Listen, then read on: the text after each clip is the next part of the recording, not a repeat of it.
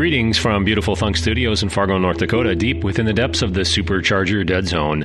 This is the Tesla News and Topics podcast for Friday, August 24th, 2018.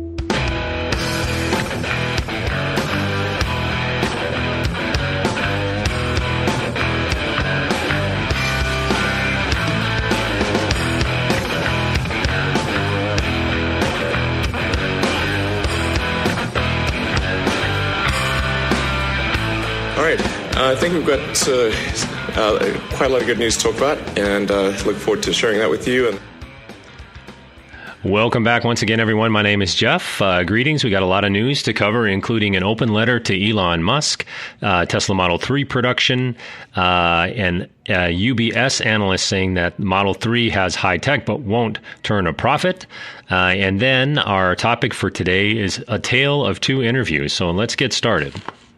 First off, an open letter to Elon Musk. This comes from Arianna Huffington, who is fairly famous. I'm not exactly sure what her full-time job is. I think she's somehow like a political consultant or something. So if anyone out there knows, please feel free to correct me on this one. But she sent a letter related to, I guess probably more accurately, in response to the article that was published in the New York Times that we covered last week that painted this very dire portrait of Elon Musk. I'll read some of it to you. Basically, she's talking about how he really needs to change the way that he's treating himself and the amount of hours that he's putting in. It starts, "Dear Elon, as you know, I'm a huge admirer of yours, both of you personally and of all the ways in which you're changing our world. In particular, I've always loved how whenever I see you, the first thing you do is whip out your phone to proudly show me videos of your adorable children and their latest exploits. Clearly, you have much going on in your life, but it says a lot about you that this is what you lead with. You're a person of incredible big picture vision. Your genius and passion for innovating and changing the world have always been informed by your passion, not just for your children and friends, but for what you've called the scope and scale of human consciousness and our longing for greater enlightenment." And then she goes on to say, basically trying to make the point that working, 17 to 19 hours a day is just physiologically not good. There probably are some outliers, 1 in a million people that physically can withstand this without sort of any degradation and concentration. She quotes some science and just basically is trying to imploring him to, use the science on sleep medicine and on fatigue and all of those other things and to pay attention to that and to try to change the way that he's, handling his workload. He did respond to this. I believe his tweet was, "I just got back from the factory and you think that this is an option. It is not," something like that. She sent it out. I think we'll get to this in the topic a little bit too, but this is an example. There has been a lot of reaction to that article, as you'd imagine, ranging anywhere from the article, Elon, you've got to, you need help. You need to reach out now, all the way to that article was just a heaping pile of poorly edited garbage. So anyway, we'll come back to this. The next article comes to us from Teslarati and Simon Alvarez, who I think is kind of the main guy over there at Teslarati. Recently, the Tesla Model 3 production has crossed 100,000 VIN registrations. Not all of those VIN registrations make it into customers' hands, but the article goes on to talk about how Bloomberg, who has this VIN tracker that they've used to model and to try to make a reasonable objective estimates for Model 3 production, are estimating that they're showing a weekly production rate now of 6,278 Model 3s per week, which is clearly up from the 5,000 that they tried so hard to reach at the end of the last quarter. So we're seeing nice, steady progress here. And so this is good news for those of you who are waiting. You should see your car on time. I think with delivery estimates right now, if you order now, I think they're looking at like October, November, December, which would get you your vehicle in time to get the federal tax credit, at least in the U.S. And I did see reports also that if you are ordering a rear motor version only, that you're getting that even faster. I think I saw a tweet of someone who did order the rear a single motor version and got it like within a month of ordering the car. So if you're at all interested in that, or if you're just in a really big hurry, it's possible that if you change your configuration from a dual motor to single motor, you may get your car much quicker. But this is good news. In addition to this, most of these VIN registrations, I think it's well over half, I think it's approximately 60 to 70% of the Model 3s being produced and delivered are the dual motor configuration. The next article comes to us from Business Insider, and this is UBS analysts who disassembled a Model 3 to try to compare it to other electric vehicles. And this is similar to the process that Sandy Munro did, who you may recall we covered that, and we played some audio clips from that too, where he tore it apart and found that the technology in it, particularly related to the electric drivetrain and control systems, which is out of this world. He called it military grade, years ahead of everyone else. Essentially got him to do a complete 180 on his impression of the car, from not impressed at all to very, very impressed. Anyway, UBS analysts did a very similar thing, and they came to a similar conclusion as far as the drivetrain. They said Tesla delivered the best powertrain at the lowest cost, the investment bank told its clients. But they said that the car's next-gen military-grade tech is the reason why the base model will never turn a profit. And so this is interesting. They're saying that they love the technology in there, but I think what their conclusion is that because they have spent more money on, a higher quality components for the drivetrain, that when they get down to selling the base model, the $35,000 base model, that their margins will be so low that they really won't make any money. And in fact, they concluded that the base version, if Tesla were to sell it at $35,000, would cost them about $5,900 per car. I think Tesla would obviously disagree with this. They have not responded to this article. I haven't seen anyone rebutting this. I think there must be some truth to the fact that the $35,000 version would be lower margins, but I don't think it'll be zero, especially as things move forward, as they reach higher economies of scale. I think if they were to sell it right now at the volumes that they're at, this may be true. But I think as they move forward, we'll find that this story ends up not being true. But I think it's interesting that they both of these companies, Sandy Munro's consulting company and UBS, essentially did the same thing. Found the exact same conclusion related to the Model 3's technology, that it was fantastic. Sandy Munro decided that this thing was going to be definitely profitable, and UBS somehow decided that it's not going to be profitable. In fact, we'll be losing money. So, time will tell. I have a feeling that Sandy Munro is going to turn out to be correct by the time it's all said and done. And while we're on the topic of Sandy Munro, I had heard there were some rumors that he was being sued by unknown persons for what he said, and it sort of implied that there was this conspiracy that he was so pro-Tesla that now the fudsters, the folks that peddle fear, uncertainty, and doubt, were sort of going after him to try to silence him or to limit dissemination of his findings somehow. I don't think that panned out, and if I hear anything more about that, certainly we'll follow up with it next week.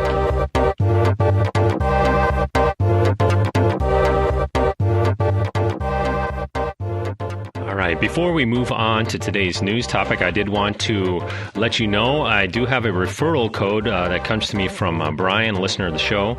His referral code is ts.la/Brian5980. Again, that's ts.la/Brian5980. He has let me know that he wants to get at least one referral so that he can get a mini Tesla for his kids. So if you can help him out, that'd be great.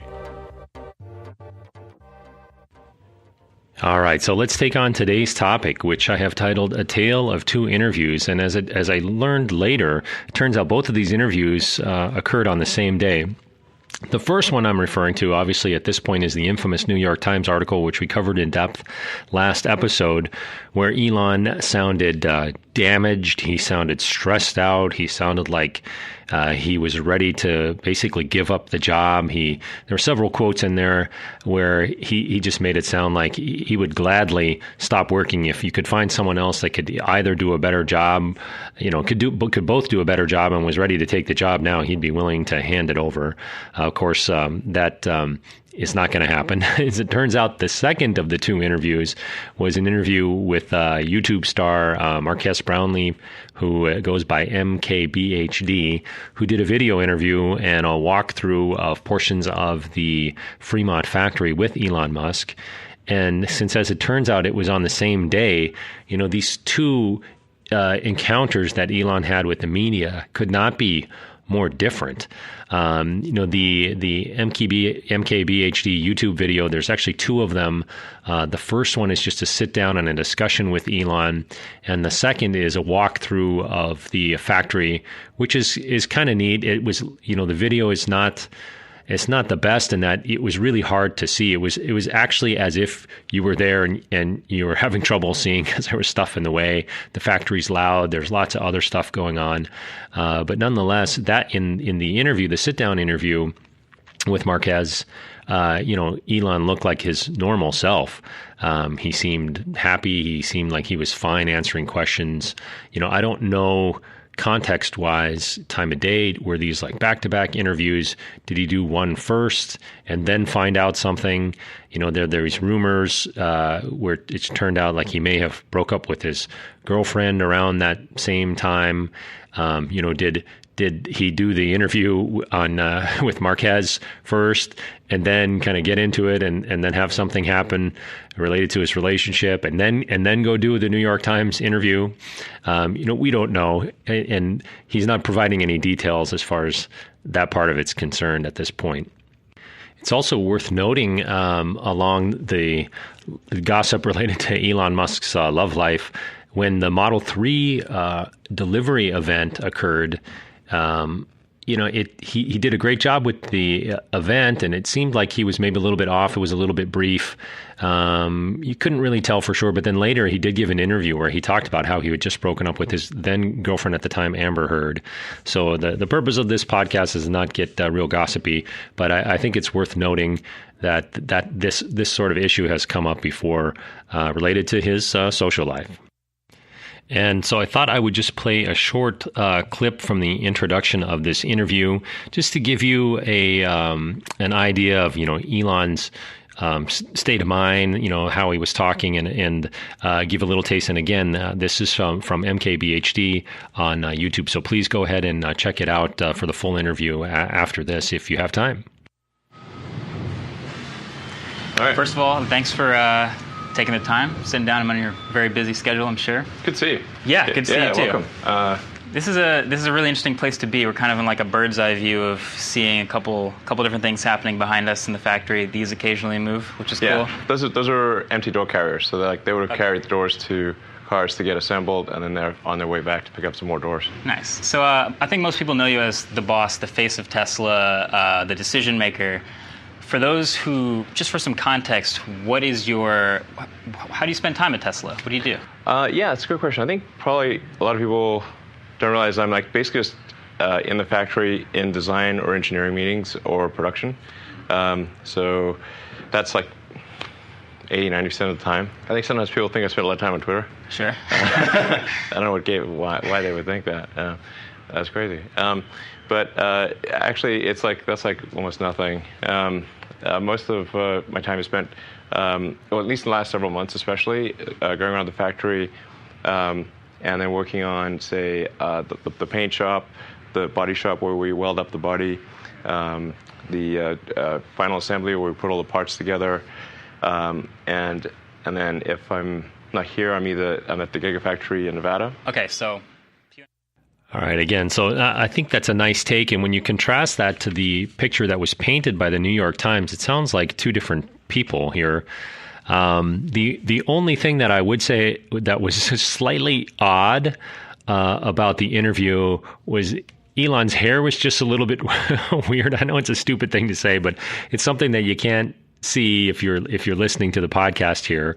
I've never seen Elon's hair quite like that. It looked like basically he just had hat head on, which just is a testament to the fact that he was working. They show clips of him at other points where he was wearing a hard hat and was out on the production floor, and he's working with people, and he's being interviewed and followed by cameras by Marcus Brownlee.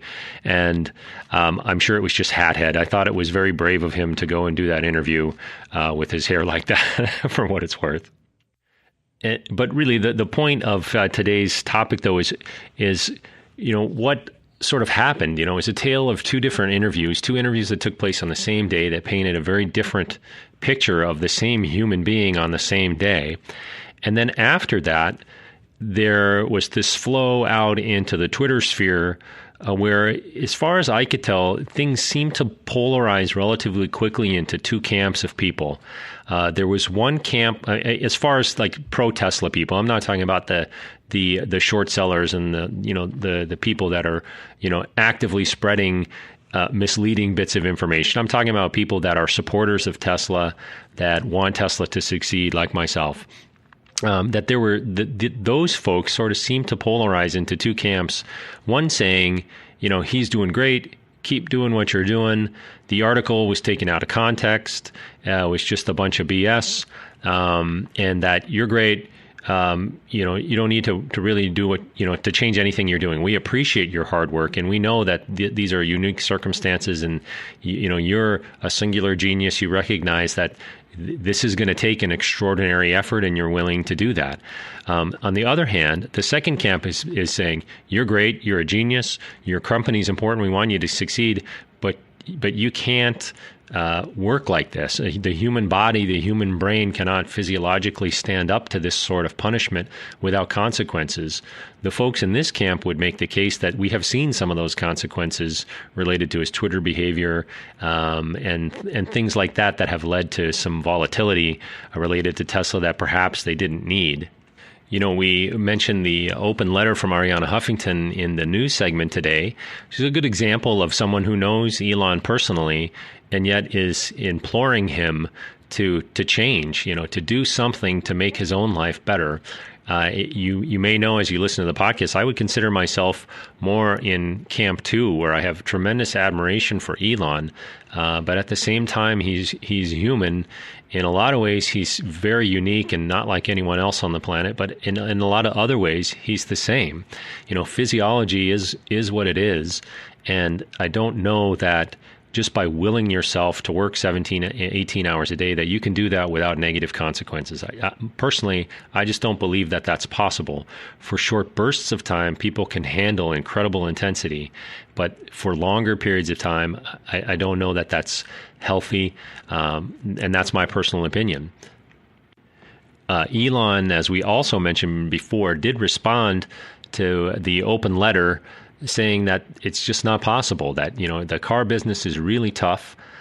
He talks about that in the YouTube interview at the factory, where he says, look, the car business is crazy, impossible, difficult to stay successful, to be profitable, to just stay alive and not die. And that this is basically what it takes. So Elon was very clear, saying, stopping me being me, stopping these 17, 18-hour days is simply not an option. And so he's not going to do it. I think that's incredibly admirable in its own way. If you're in camp 1, I think it's very reasonable to say this is a man who is willing to do whatever it takes. The mission is so important. This is not something that I can, just leave and take 3 days off because I need to recharge. The stakes are too high. It's live or die for this company. He's got his heart and soul poured into it. I don't think he cares about the money other than Tesla needs to have a margin, to have a mission. They cannot fulfill their mission if they can't become a successful company. He's talked about that before. I think everyone would agree that that is true. And so, where does that leave us? Where is the truth ultimately going to line up? There's a great song that I listened to by a progressive band that goes by the name of King's X. Anyway, they have a song. One of the lyrics in there is, "There are two ways to be, and the truth does not depend on me." Which, to me, I love that quote, but what it simply means is that, when there's a dichotomy here, when we have sort of two camps, the truth may be on one side or the other or somewhere in between. And, the humble side of that is that whatever I think, whatever you may think, the truth of the matter really is independent of our opinions about it or our observations related to it. And so my best guess is that it will fall somewhere in between. I have no idea exactly how this is going to turn out. It's interesting. I think it's one of the things that makes Tesla and Elon Musk such a fascinating topic to cover. I do have, related to the podcast, it does give me some pause in that most of the topics that we covered, this is now my 14th episode, so I've been doing this, 3 months now. Every Friday. I think I was late one day on a Saturday. But, the show, I guess when I had started it, I thought it was going to be more about, the cool things coming out with the car, what functionalities they have, tracking the Model 3, talking about, the experience of the Model 3 in the wild, maybe someday getting a Tesla, kind of sharing that experience as well, hopefully looking for feedback from people. But it's really interesting how the last few months in particular have been more like gossipy kind of stuff, more related to non-Tesla things, related to, the Elon's tweets, related to the Thailand cave rescue people, talking about, Elon's girlfriend, his state of mind, whether he's using Ambien or not, whether he's making jokes and inside jokes about marijuana related to the privatization thing, whether or not he's communicating effectively with the board. So the news cycle related to Elon has just been dominated by all of these sorts of topics. It used to be, I think back in the old day, every time a Tesla would be in an accident or be on autopilot, there'd be these news stories that we would cover. We in fact have covered some of those before, but boy, it really seems like things have taken a turn into sort of more soap opera gossipy kind of stuff. Which is fine, I'll just go with wherever the news is. But I'm hopeful in that will change at some point, and it'd be kind of nice if there was a little less drama to cover related to the company. I don't have enough of access to know for sure of any of the things that I'm reading are 100% accurate, and so you're sort of left to sort of look at these random dots and try to fill in the remainder of the picture, I think, as best as you can, which is what I'm trying to do for you guys, to try to share my thoughts and sort of paint a picture of what I think might be going on, and to try to make some estimates. I'm trying to sort of guess and then fill in the rest of the picture as we go through the topics every week here. And so we'll try to wrap things up here. I hope you find this helpful. I would love to have your feedback. You can reach me on Twitter at Tesla News Topics, also on email at teslanewstopics@gmail.com.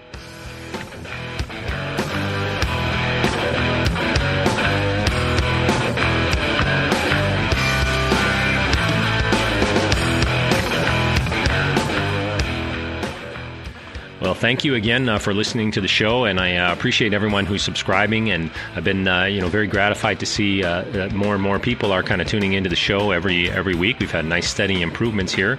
I'd like to remind you again about Brian's referral code, which is ts.la/Brian5980. That referral code, if you use that link, will get you free unlimited lifetime supercharging on a Model S, Model X, or Performance Model 3.